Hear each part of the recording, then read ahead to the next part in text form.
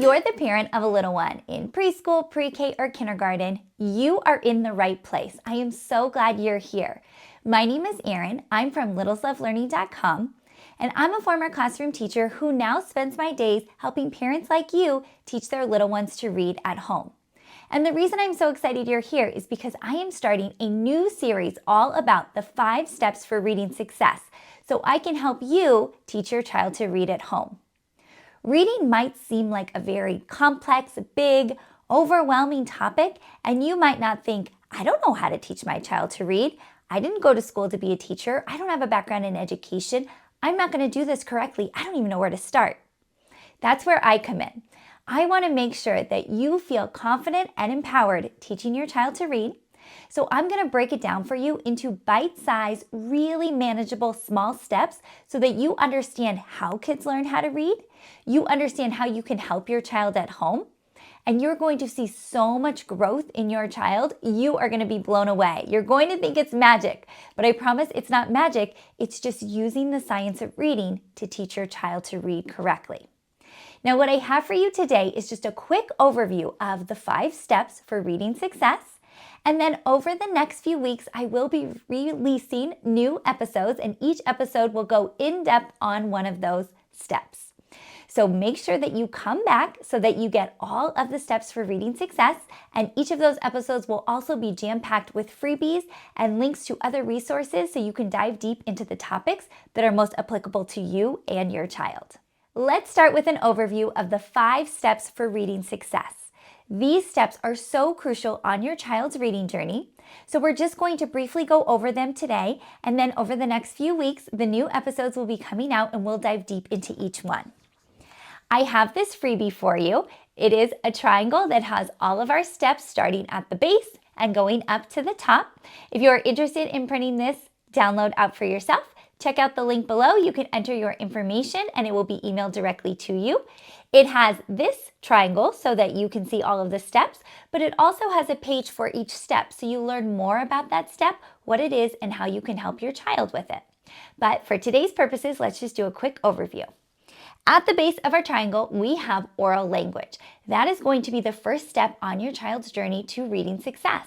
And in fact, oral language can start even when your child is a baby or a toddler. And you might think, I can't teach my baby to read. I can't teach my toddler to read. But actually, when you're working on their oral language skills, you are working on their independent reading skills. You just didn't know it. So oral language is going to be key. That's our first step. Now, moving up, our second step is phonological and phonemic awareness. This, I find, is the place where most parents are lacking. And that's just because they don't understand what phonological and phonemic awareness mean, which is totally understandable. There are a lot of teachers who don't understand what this means either. So we're going to talk about what these terms mean. We're going to talk about the sounds of our language and why those sounds are so crucial and why we should start with those sounds before we even get to teaching our child letters. So that's going to be a very important step that I think is the missing link. And if you can master this step and have your child practice it, they're going to be light years ahead of others who haven't had the practice of phonological and phonemic awareness. Number 3, moving up our triangle, we have letter knowledge. So of course, we know that in order to read and in order to spell, we need our kids to understand letters and letter sounds. But we're going to dive deeper. We don't want them just to memorize the alphabet song or just to memorize letter names. We're going to talk about the alphabetic principle and what that means. We're going to talk about the best ways to teach letters and the best order to teach letters in. And I'll give you a spoiler, it's not alphabetical order. And we're always also going to talk about if your child is having a hard time remembering the letters, what can you do to help them? So that's going to be all part of letter knowledge. Then we're moving up to number 4, going up our triangle. This is blending and segmenting. And you can think of blending as reading and segmenting as spelling. That is, blending is when we take the sounds and we blend them together to read the word, and segmenting is when we break the word up into its sounds in order to know how to spell it correctly. So if we are working our way up this triangle and we have been working on the other steps, when we get to blending and segmenting, it should be a very easy transition.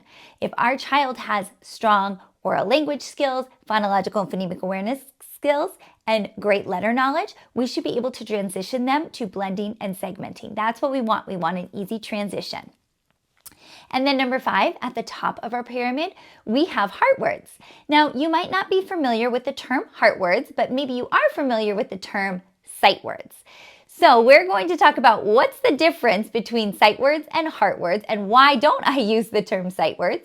And I'm going to explain the best ways to teach heart words and also when to start introducing them, because I have a feeling that you might be introducing them too early. So we're going to talk a little bit more about that.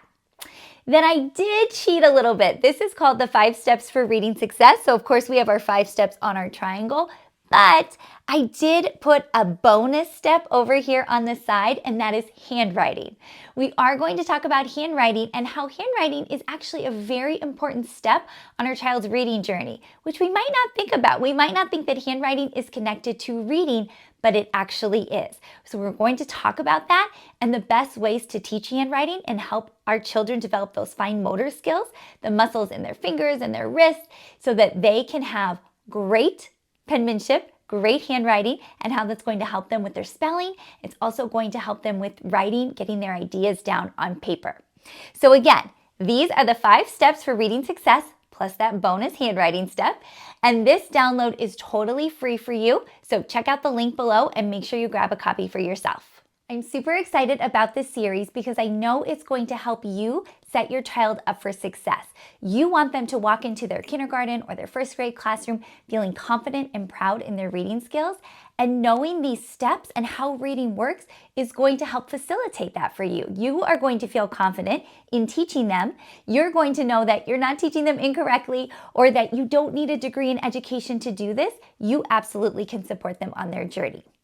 Now, if you're wondering, wait, what does my child need to know before they head into kindergarten? Or what does my child need to know before they head into first grade in terms of reading?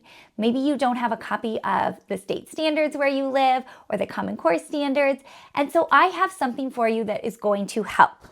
I created these super easy 1-page sheets of literacy goals. This is our pre-K literacy goal page, and we have our kindergarten literacy goal page. And this is totally free for you to download. I'm going to leave the link down below. I want you to download this because if your child is leaving pre-K and heading to kindergarten, you want to see what skills they should have mastered before they're going into kindergarten. And that's all listed for you on the pre-K goals sheet. Or if your child is currently in kindergarten or they're at the end of kindergarten and you're not sure what they should have mastered before they head to first grade, I want you to check out the kindergarten literacy goals sheet. That way you can make sure your child is on track, and you want to make sure that there's no holes. They're not missing any of these skills, that they are confident in all of these skills, because once they get to first grade, I promise you it's going to get so much more complex, and there are a lot of phonics skills and new rules for them to learn. So no matter if your child is in pre-K heading to kindergarten or if they're in kindergarten heading to first grade, I want you to grab this download so you can make sure that they are set up for success and they are ready to enter the new school year confident. They have all of these skills mastered and they're ready to go. All right, just a quick overview today. Make sure you check back next week. We are going to dive into that first step of reading success. And over the next few weeks, those episodes will be coming out. Stay tuned for all of those. Make sure you grab your freebies. And if you have any questions, please reach out to me. You can comment down below, or you can find me on my website, littleslovelearning.com. I'm also very active on social media, so you can send me a message on Facebook or Instagram. I'm at Littles Love Learning blog, and I would love to help you and support you on your journey of teaching your child to read. Until next time, happy learning. Bye.